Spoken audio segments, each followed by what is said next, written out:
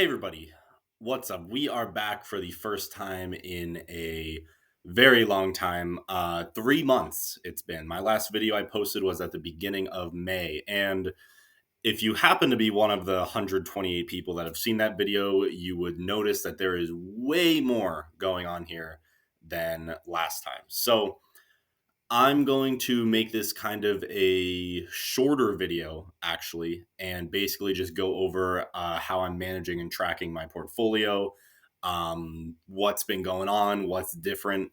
And then I'm going to be making another video where I just give a normal portfolio update about how I've been trading recently.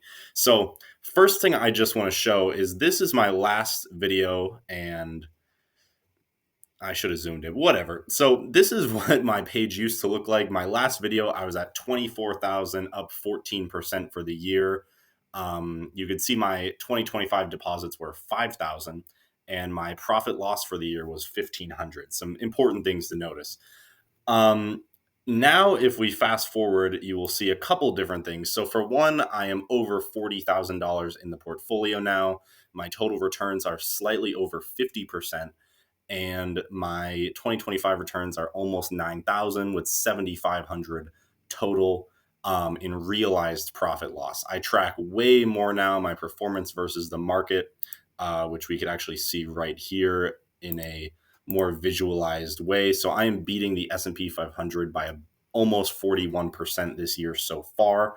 One thing that is important, which definitely affects my return, is I am calculating this based off the start value of 2025. So throughout 2025, I have been depositing a significant amount of money.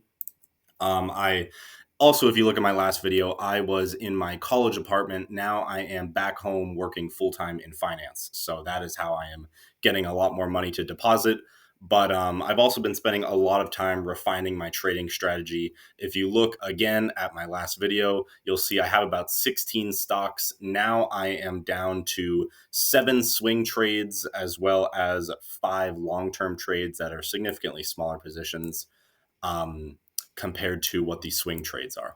So 80% of my portfolio is swing trades, and then about 18, 19% are long term. And I have some notes here about why I like them, but I have a problem where I tend to sell very early in very, very high performing stocks. A good example is Meta in 2022. I sold for about like a 80-90% gain, but could have been a 300-400% gain.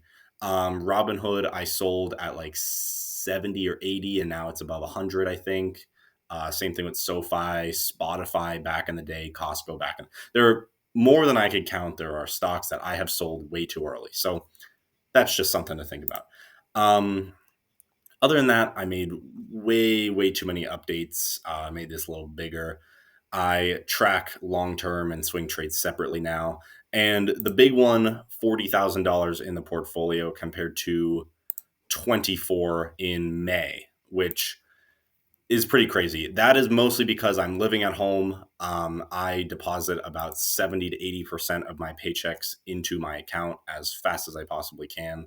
And then also, I've just been returning exceptionally well compared to the market. So, again, I've returned based on my start value. Just to be clear, this does not factor in the deposits. Over 50% compared to the market of slightly under 10% this year. So, been doing fairly well. I also do some charting. I usually like to estimate what I think the month's end value will be. Just to be clear, this growth is including deposits. So I like to track how fast my total portfolio value is growing. So you can see I was doing fairly good double digits for a while, but then I bought into CNC last month, Centene Health, I think, and that tanked, but then it is coming back. I still have some of it, but I actually had over $17,000 in this at one point and have been slowly selling it off as I got more and more positive. So now I'm up over 10%. I still have 5,000 in it. Still my largest stock by far, but I had a ton more in there. So Anyway, I think that's a pretty good bit of how I organize.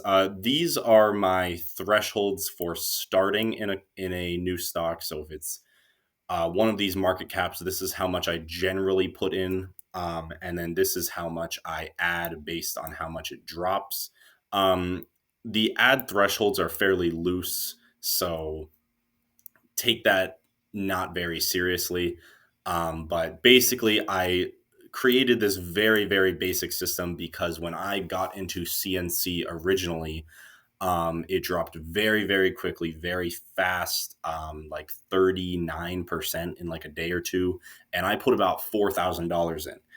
Then it dropped another 25% over the course of about 2 months. And during that time, I averaged down way too quickly and with way too much money. So I had about $10,000 in and I was down close to 20%, despite averaging down. My dog is staring at me through a screen door right now, and it's hilarious.